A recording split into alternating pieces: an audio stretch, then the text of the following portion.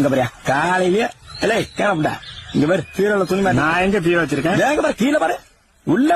கொஞ்சம் வெளியே சுத்தி இருக்கு யார புண்டா சிச்சி எத்தனை நாய் நிம்மதி உண்டா இருக்க விட மாட்டேங்கிறானோ ஏன் இப்ப நோண்டா ஒரு தூக்க மாட்டாதா விட்டா எடுத்து விடுறா பாக்க மாட்டாத எடுத்து விட்டா போதுமா அது